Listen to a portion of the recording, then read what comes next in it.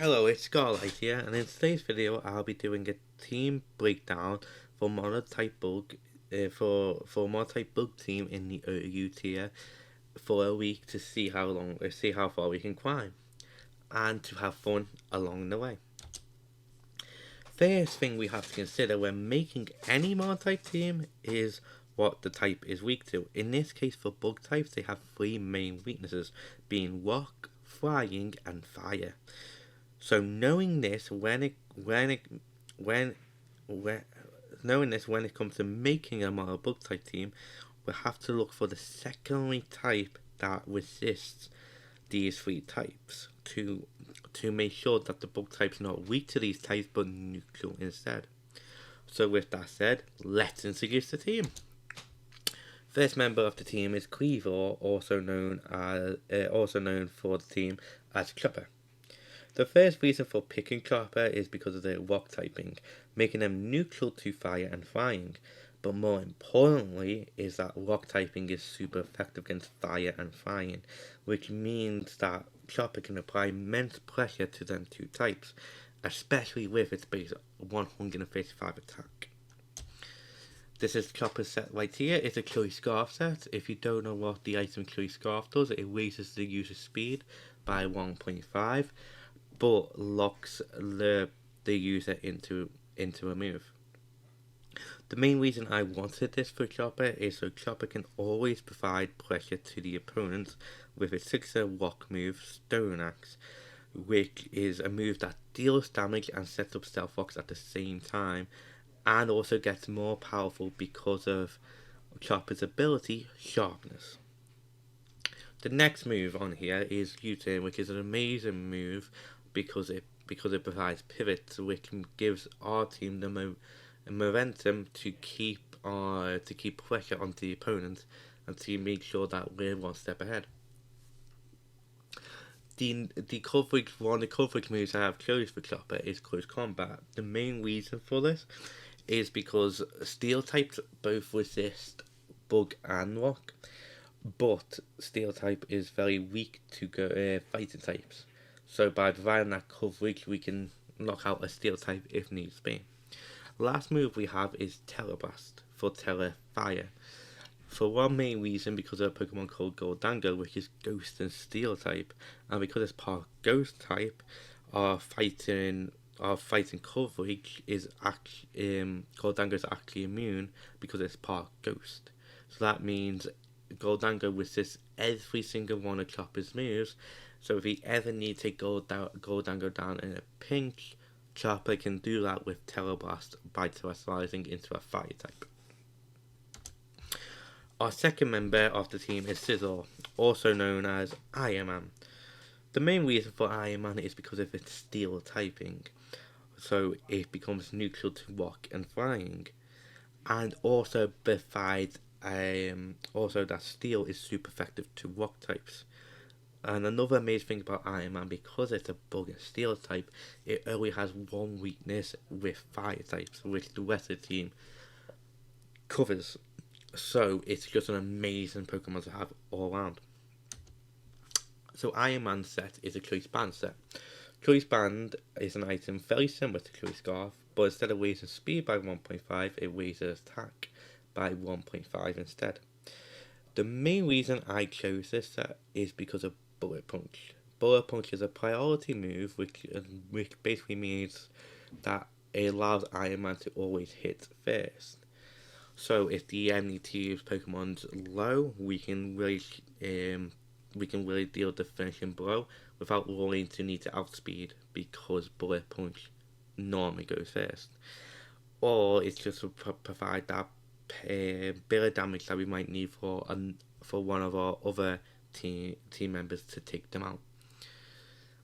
We have a utility move in Knockoff. Knockoff is a fantastic move because it knocks off the opponent's item, which means that we can either make them weaker, slower, or have less sustain. Again, same reasons as before, U-turn just keeps providing momentum for the team and keeps making sure that we keep applying pressure on the opponent. And same reason as before, we have Close Combat here to deal with Steel types.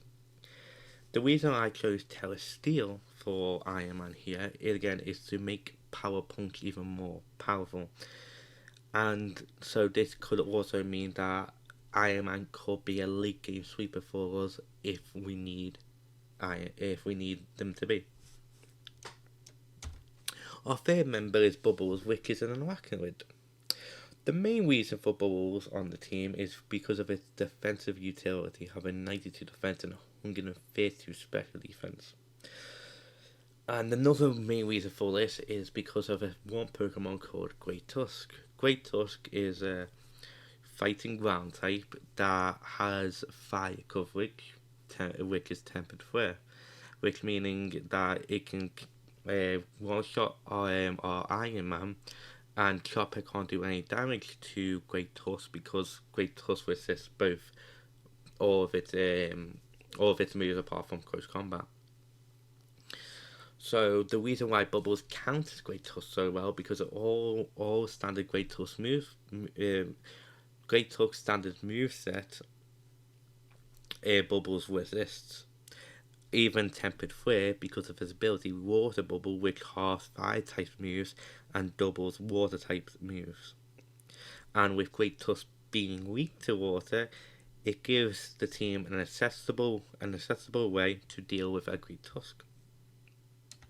So as I said before, Bubbles is a very defensive set with 248 HP, 8 attack, 252 defense, with the item Assault Vest. Now Assault Vest raises the user's special defense by 1.5, but the user cannot use non-attacking moves such as protect and stuff like that, which is great in Bubbles' case because Bubbles doesn't like having good non-protective moves, so we can always just dish out damage with Bubbles if needs be. The reason I chose Telefairy is just a nice defensive typing in general, and with Fairy typing being one of the most strongest, if not the strongest type in the game, it's really a no-brainer why I personally chose Telefairy. So for the fourth member, it's meant to be so powerful that it can replace the sun. Of course, it's Valkyrie, the Valkyrie. The reason for Valkyrie is because of the fire typing, giving the team good defense and offensive pressure. The other reason is because of Valkyrie's speed tier for our team to make sure our team's not so slow. So Valkyrie's set here is a defensive set, but with the capability to sweep thanks to Quiver Dance, which raises the user's special attack, special defense, and speed by 1.5. A fantastic move. And with the held item Heavy Duty Boots, it makes sure that Valkyrie takes no hazards damage, such as Stealth Rocks. The main reason for Telewater is so Valkyrie can take on 1v1 Gorgon Fire, which is a major threat to this team. Our fifth member is a beautiful 6-eyed Pokemon Spiderella Larvantula. Two reasons for Spiderella. One is because of its amazing electric typing, which makes Spiderella a threat to flying types, but also water type, which is very helpful considering how common water types are in the OU tier. And the second reason, again, is because of its speed tier.